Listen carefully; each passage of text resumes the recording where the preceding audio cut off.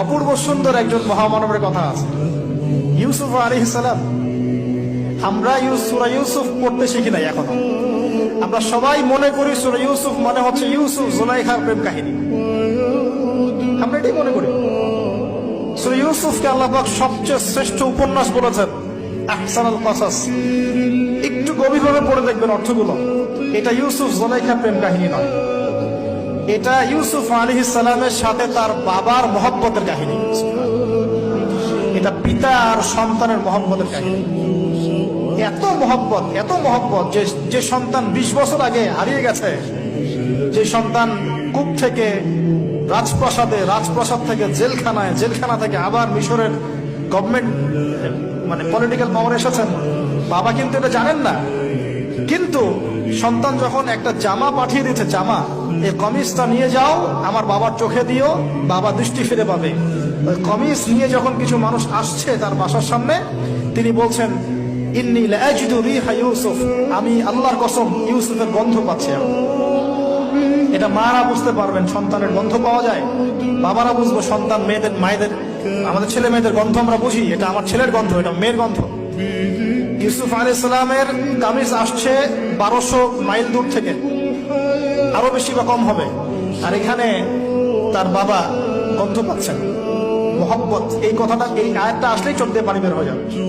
ইন্নী লাআজিদু রিহা ইউসুফ, আমি ইউসুফের গন্ধ পাচ্ছি। আর মানুষ বলছে, আপনি পাগল হয়ে গেছেন, কতদিন আগে ইউসুফ চলে গেল, আপনি ইউসুফের কথা বলতে বলতে বলতে বলতে চোখ বন্ধ করে ফেললেন কাঁদতে কাঁদতে, এখন বলছেন ইউসুফের গন্ধ পাচ্ছেন। সুবহানাল্লাহ। তো সূরা ইউসুফ পিতা আর সন্তানের প্রেম কাহিনী, মহব্বতের কাহিনী, ট্র্যাজেডি লাইফের। ভাইদের ষড়যন্ত্রে চলে গেলেন কূপে, কূপ থেকে রাজপ্রাসাদে, রাজপ্রাসাদ থেকে জেলখানায়। জেনার আহ্বান করছে তাকে, তিনি বলছেন, মাআযাল্লাহ, আমি আল্লাহর কাছে আশ্রয় প্রার্থনা করছি। এখানে আমরা সূরা ইউসুফ পড়তে গিয়ে ইউসুফ আলাইহিস সালামের বাহ্যিক সৌন্দর্য নিয়ে কথা বলি, তার চরিত্র, তার বাহ্যিক সৌন্দর্য অনেক বেশি সুন্দর। সূরা ইউসুফ আলাইহিস সালামের এই যে জেনা থেকে মুক্ত থাকার শিক্ষা, এটা যদি আমাদের যুব সমাজ নিতে পারে, ইনশাআল্লাহ অর্ধেক কাজ হয়ে যাবে ইনশাআল্লাহ। কত পার্সেন্ট যুবক আছে বলেন দেখি, একটু অনেস্টলি বলেন, সূরা ইউসুফ আলাইহিস সালামের মতো এরকম তাকওয়া, পরহেজগারিতা, জেনা মুক্ত জীবন যেমন করতে পারে। আমরা তো আরো ইচ্ছা করে প্রেম করি, অ্যাফেয়ার করি, রেপ করি, এই করি সেই করি।